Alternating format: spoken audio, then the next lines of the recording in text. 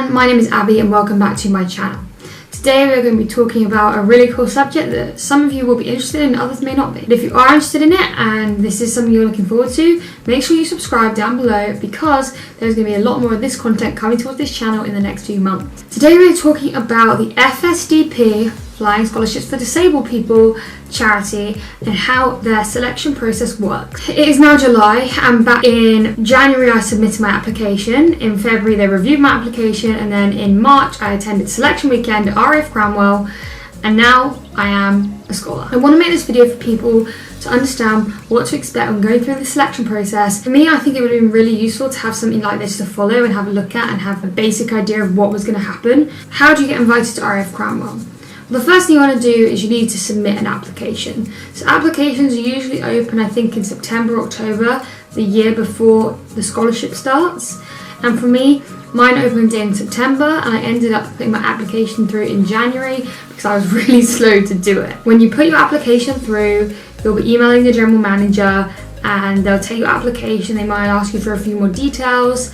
And then in February, all the trustees of the charity come together. They decide if you are suitable to be whittled down to the final 18 to go to Cranwell. For me, I actually got a few emails during February, questions from some of the trustees. So the general manager emailed me saying, one trustee wants to know this, and another trustee wants to know this. And at the end of February, I got an email from the general manager saying that thank you for being patient, but I have been given a space at Cranwell in the top 18 of candidates. This was about a month before Cranwell started. I think I had first call with my mentor, who I was given. Every mentor I think has 2 different candidates, and you'll have like a Zoom call with phone calls, with messaging back and forth, a list of things to bring to Cranwell, as well as what not to bring, and how to get there, and parking, and all that sort of stuff. They also ask you any adaptations you need. So you will be staying at RAF Cranwell for 3 to 4 nights. So they bring you a list of things. They say, do you need a bath board? Do you need an anti-slip mat? All these different types of things that you may need that you would have at home.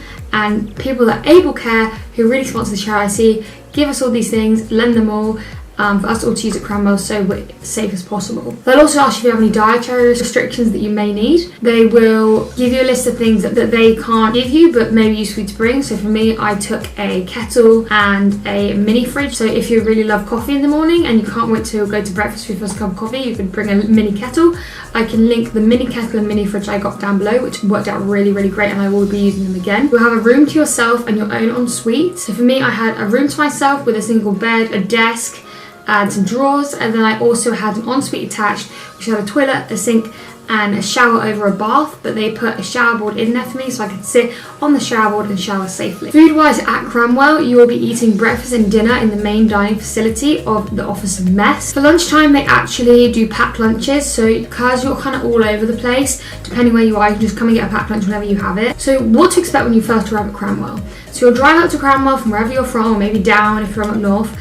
And I drove up, it was about 3.5 hours. For me, when I arrived at Cranwell, it was really, really overwhelming. You arrive, you come to the guard room, which is a place where you will meet the cadets, and the cadets are from Squadron Commonwealth, which is up in Glasgow, and they're absolutely all lovely. They're brilliant people. I think there are 5 of them, and they were all willing to help you out, and one of them is actually an ex-scholar. They will come, they will help you get your visitor's pass, which you have to carry on you all the time. You also have to have a valid form of ID on you all the time, and you also get your parking permits to your car, because at the end of the day, this is an active military base, so they have to be secure. You will then go in to find your room, and you'll meet everyone from the FSDP for the first time. And I got to meet my mentor straight away, which was really, really helpful for me. So I actually had someone who I'd spoken to before there. If you need to go and sit in your room for half an hour, just kind of chill yourself out and like just get yourself settled, you can absolutely do that. Room, unpack, and then go straight up and head up into the bar or into the main room where everyone is kind of hanging out. Other candidates, ex-scholars, mentors,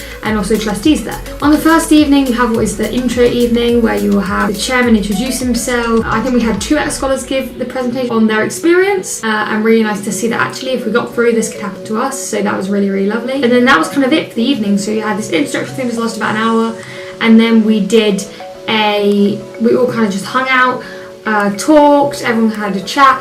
There's a bar right next door to the main room which we used, so everyone would go grab a drink. And everyone tends to get kind of an early night, because by early I mean like 11 o'clock-ish, because you've got a busy day coming up tomorrow and everyone's been driving and tiring. It's very emotionally tiring, so you will want an early night. trust me. You're also given your timetable before you go, and at this point you will know what you're going to be doing each day. There are kind of 4 main segments to your few days at Cranwell. In no particular order, you're going to have a informal interview, a formal interview, a medical, and an aircraft assessment. And these will happen over about 2.5 days. So the first day, I think I had 3 of them, and then on the final day I just had 1 thing. Some people had 2 on each day. Breakfast is really early because it is a military base. I think breakfast was like 7:30 a.m. I didn't do breakfast. You can like bring stuff to have in your room. Like if you bring a mini fridge, you could bring like milk and have cereal in your room. Mine was at 11 a.m, so I decided that actually I'd rather stay in my room, get a bit more sleep. You can drive a car on the base because quite often things will be held in different places, which is quite a long walk. So for example, I'll try and find a map. Where we were staying in the mess was like a 15-minute walk from where we were in the selection centre, and then also probably like a 15-minute drive out to the hangar. Cadets will take you in their bus out to the hangar, so you don't have to worry about driving there, but you may have to drive to the selection area so you can get on the minibus there. For me, I had the aircraft assessment, which was amazing. It was really good. I got to get in outside of a Piper Warrior and Icarus. It was real fun. It was like the first time I kind of thought like, wow, this could actually be me. I came back and then I had my medical. My medical was with the doctor and also the nursing team, so you have to do a urine sample, an eye test, and then a general medical. He will have everything kind of set up to do any tests you need to do on the day. If you're worried about medical, please do not. I was so worried about it, but honestly, it is the best medical you could ever have. The doctor is lovely, the nursing staff is amazing. Eye test is just the same as a car eye test really. Instead of reading a number plate, you read some off a board. If you have to use glasses, that's fine. I have to use glasses. I always have to have 2 pairs of glasses with me at one time when I'm flying. They are finding a reason to allow you to fly, not allow you to fly. Always remember that. And then I went in for my informal interview. Usually you'll have 2 people in there. I had a 3rd in there because unbeknown to me at the time, the guy who was the 3rd person in there was actually the scout for the Red Arrows, and he was wanting to sit in on my interview because he saw me earlier in the day and wanted to actually sponsor me. And this interview is about an hour long, and in this interview they really press you for a story. Between all these things, depending when you get time, you may have an hour break between things. You can grab your lunch, which is a packed lunch, which was just a sandwich, crisps, like a flapjack type of dessert thing and a drink. And that was my day pretty much over. So then that evening we had a exam, which is pretty easy. It's pretty basic flight knowledge. You'll be given a booklet to study before you go, and it's just basic things you need to know about flights just to see how you retain information. Then in the evening, this was probably the most fun evening of the week, which was the quiz evening. So every year the cadets from Cumbernauld actually hold a music quiz. We go down to the bar in the military base, and it is amazing. You have a great time at the bar. We're sat there, you go into teams. You can go into teams with your fellow candidates, with the trustees, with ex-scholars. It's a real mix. And my team actually won, so that was really exciting, and I made some really great friends that night. Then on the last day I had my formal interview, and your formal interview can either be 2 ways depending on restrictions, COVID, the amount of people. So sometimes you'll have it in a room in front of like 20 trustees. The way they're doing it these days is actually you'll have 3 trustees in the room with you, and the rest are watching on a camera in a separate room. It's a bit less stressful for you, and it's a bit easier. That is the way they're actually doing it these days. So don't worry about you having to speak in with related people, because you don't have to. It's a bit less in depth because they've all read your application. They're all really excited to see what you're going to do in the interview. They've kind of got to know you over the last 2-3 days. That was kind of, it was like, right, that is the end of your official interview process. You can now go home if you want to, or you can stay till tomorrow, have a bit of fun tonight.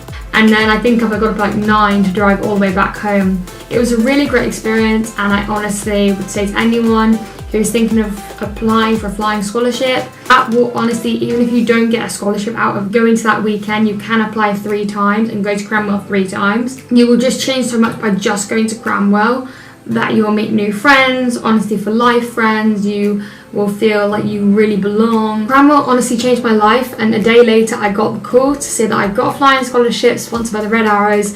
I was so over the moon, but that is a story for another time. So if you have any questions about Cranwell and the selection process, please leave them below. I will link a couple of links in the description, so make sure you check that out.